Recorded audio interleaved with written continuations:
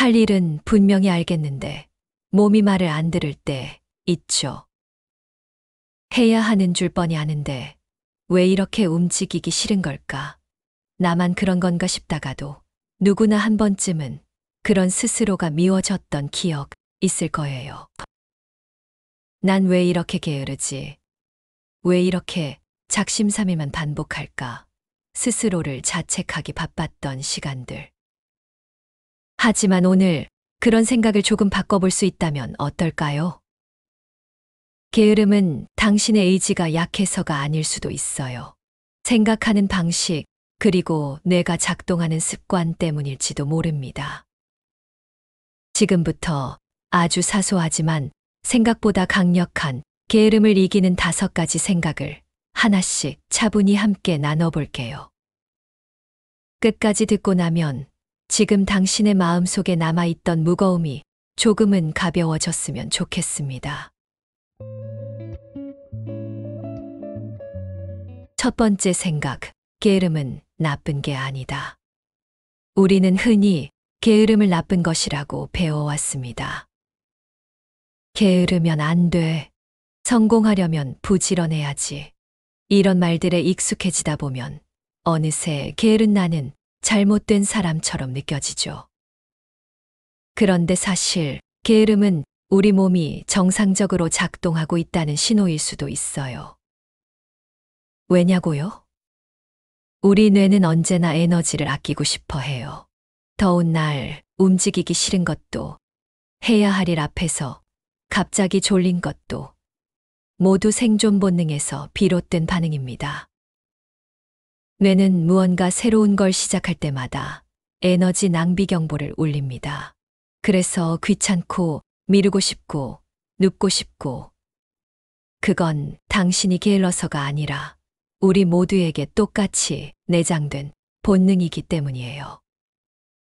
그러니 게으름이 올라올 때마다 나는 왜 이 모양일까? 라고 자책하기보다 이제는 이렇게 말해보세요. 아, 지금 내 뇌가 에너지를 아끼려는구나. 그럴 수 있어. 괜찮아. 하지만 나는 작은 행동 하나로 다시 움직일 수 있어. 게으름은 죄가 아닙니다. 부끄러워할 것도 숨길 것도 아니에요. 게으름은 그냥 잘 다루면 되는 감정이고 상태일 뿐입니다. 그리고 그걸 이해하는 순간 우리 안에 불필요한 자기 비난도 조금씩 줄어들기 시작하죠. 두 번째 생각, 시작만 하면 80%는 끝난다. 게으름이라는 감정은 사실 행동 자체보다 그 앞 단계에서 더 세게 작용합니다. 우리는 일을 하기도 전에 그걸 하게 될 나의 모습을 상상하죠. 어렵고 귀찮고 피곤할 것 같고, 그걸 상상하는 것만으로도 이미 지쳐버립니다. 뇌는 그 상상 속 예상되는 고통을 실제보다 훨씬 과장해서 받아들이는 경향이 있어요. 그래서 막상 해보면 별거 아닌데 싶은 일들도 시작하기 전에는 엄청난 장벽처럼 느껴지죠. 그러니까 이럴 땐 시작을 목표로 삼는 것이 진짜 중요해요. 예를 들어 공부를 2시간 해야지 말고 일단 책상에 앉자. 운동을 1시간 해야지 말고 운동복부터 입어보자. 이렇게 아주 작은 한 걸음, 우리 뇌가 거부감을 느끼지 않을 정도의 말도 안 되게 쉬운 목표부터 정해보는 거예요. 그리고 신기하게도 그렇게 작은 행동을 하면 뇌는 생각보다 별거 아니네 하고 갑자기 저항을 멈춥니다. 컴퓨터를 켰더니 어느새 워드창을 열고 있고, 운동화를 신었더니 밖으로 나가 걷고 있고, 책을 펴자마자 2페이지는 훌쩍 넘어가 있고, 그 시작 하나가 모든 에너지의 방향을 바꿔놓는 거죠. 게으름은 시작 전까지가 가장 강합니다. 시작하고 나면 놀랄 만큼 힘을 잃어요. 그러니까 지금 너무 거창하게 시작하려 하지 마세요.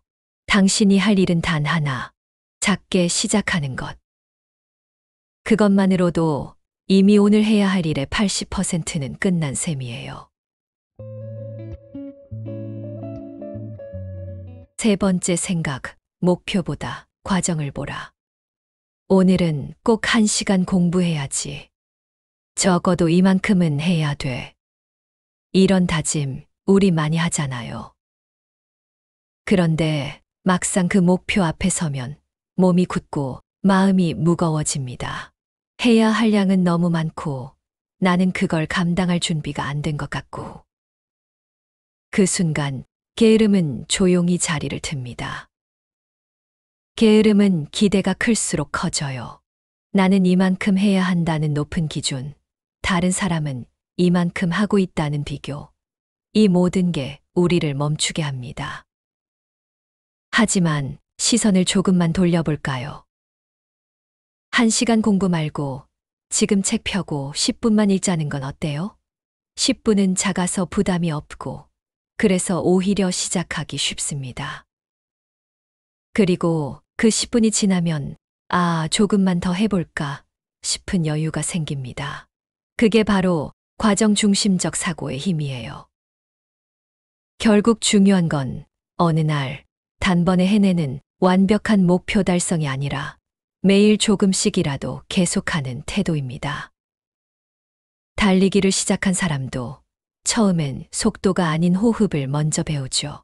공부든 운동이든 습관이든 마찬가지예요. 우리가 신경 써야 할 건 도착지가 아니라 그 도착지를 향해 걷는 오늘의 한 걸음입니다. 중간에 멈춰도 괜찮아요. 다시 돌아오면 됩니다. 완벽하지 않아도 괜찮아요. 계속하면 그게 진짜 힘이에요. 완벽보다 계속이 더 강하다. 이 문장을 오늘 하루 가장 가까운 곳에 두세요. 네 번째 생각, 의지가 아니라 시스템으로 움직여라. 이번엔 꼭 해보자.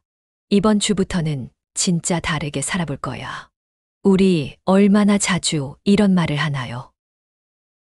그런데 이상하게도 다짐은 많은데 결과는 늘 비슷하죠. 왜일까요? 그건 우리가 의지라는 근육 하나에 모든 걸 걸기 때문이에요. 의지는 분명 중요하지만 그건 기분이 좋을 때만 잠깐 나오는 근력 같거든요. 하루하루 살아가며 우리는 수많은 유혹과 마주합니다. 핸드폰 알림, 넷플릭스, SNS, 유튜브 자동 재생까지.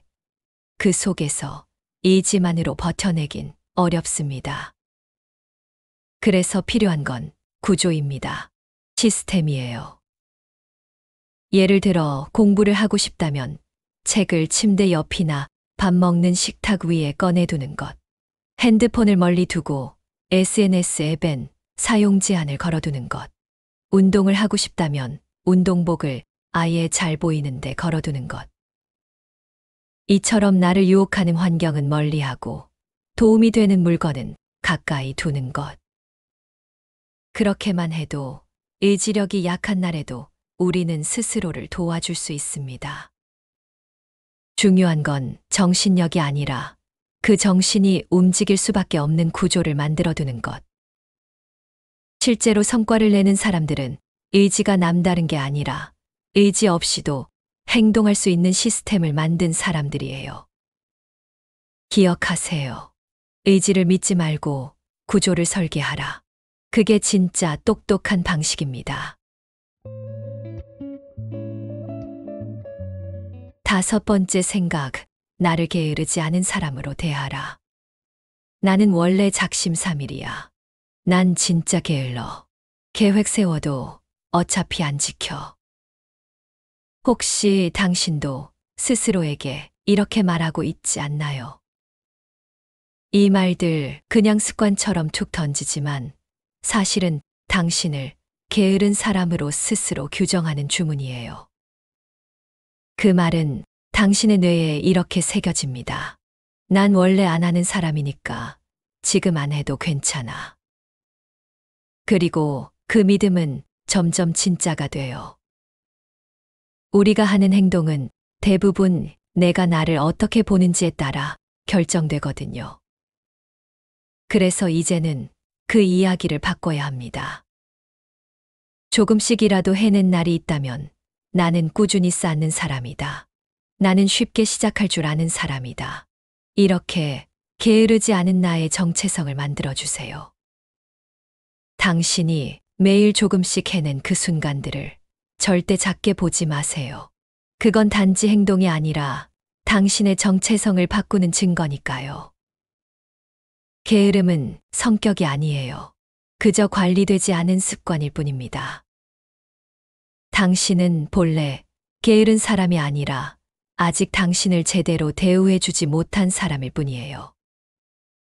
이제는 조금 더 따뜻하게, 조금 더 믿어주는 방식으로 당신을 바라봐 주세요.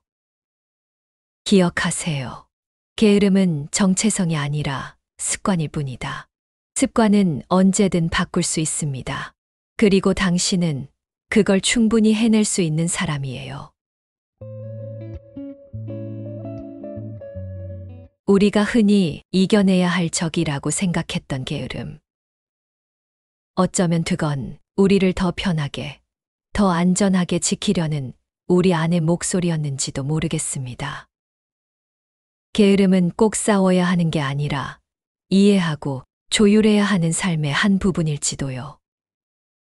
오늘 함께 나눈 5가지 생각 중에서 어떤 게 당신 마음에 가장 오래 남았나요? 이거 한번 해봐야겠다는 생각이 들었던 순간이 있었다면 지금 댓글로 나눠주세요. 우리 함께 이야기 나누고 함께 걸어가요. 그리고 이 영상이 당신의 하루의 작은 불씨가 되어 주었다면 좋아요와 구독으로 마음을 표현해 주세요. 그 클릭 하나가 당신과 제가 더 나은 삶을 함께 만들어가는 연결의 시작이 될 수 있으니까요. 다음 영상에서도 당신의 삶을 따뜻하게 응원하겠습니다. 시청해 주셔서 정말 감사합니다.